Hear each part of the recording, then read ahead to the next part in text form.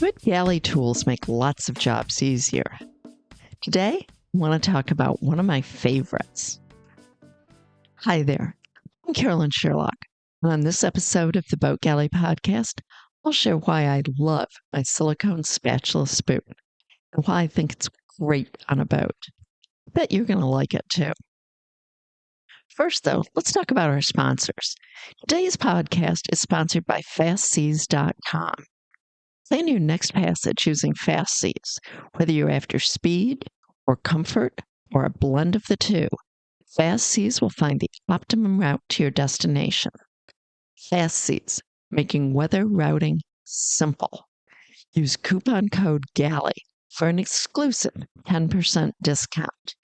I've been using it for, 7 years, 8 years now? Love it. Okay, so let's talk today about one of my favorite little galley tools. Back in, 2011, I had been looking for quite a while at a silicone spoon spatula, but just hadn't quite pulled the trigger on it.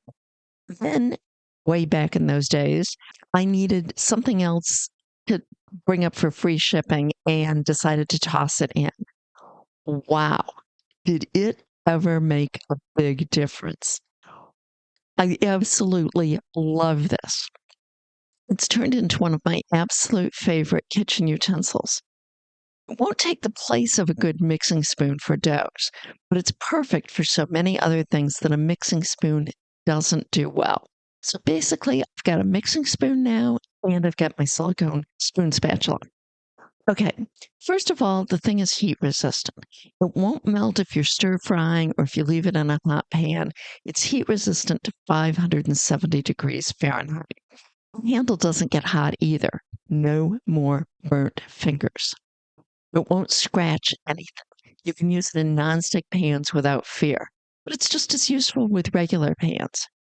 It's one-piece construction. There's a metal core completely covered with a heavy layer of silicone. No seams to try to keep clean. You won't find the handle slipping out of the head. If you compare this to like the rubber and plastic scrapers that I have, they're really hard to keep clean, even using a nail brush on a boat. The handle periodically pulls out of the scraper head when I go to clean out a jar of peanut butter or mayonnaise, something sticky. Also, the silicone is non-porous. It's incredibly bacteria resistant and it dries in just an instant. It's really nice, those features when you're in a humid climate. Other things about it is the shape. It's got a flat end. That flat end is so perfect when you're using it in a pan.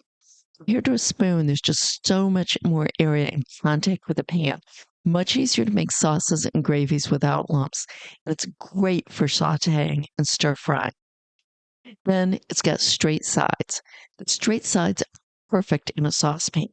And with mine, that little curve from the flat end to the straight side matches the curve of my skillet and my saucepan, making it really easy to stir and scrape food out. Then you've also got this concave spoon. Spoon side is wonderful when you're scraping something out. Kind of like a jar of mayonnaise or peanut butter. Construction is beefy enough to stand up to anything. Yeah, that thick peanut butter. And the spoon part really scoops things up. On one hand, you might get similar results with a rubber scraper.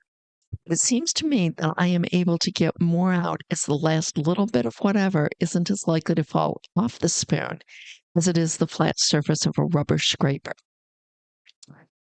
Okay, I've now had, 3 of these silicone spoon spatulas. One at my house, one on the boat. Now, as we've moved into an apartment, I bought another one here because we keep selling all the kitchen stuff with whatever we sell. The longer I've had it, the more I find myself reaching for it and the more I want it. In fact, I've got 2 of them now.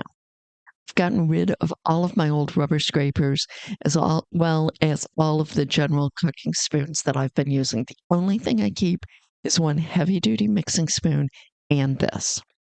2 advantages. Hey, trading 2 utensils for one, and one does a better job than either of the others.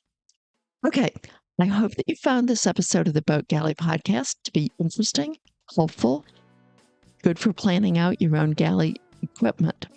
Please, if so, be sure to subscribe to us so you never miss an episode and tell your friends.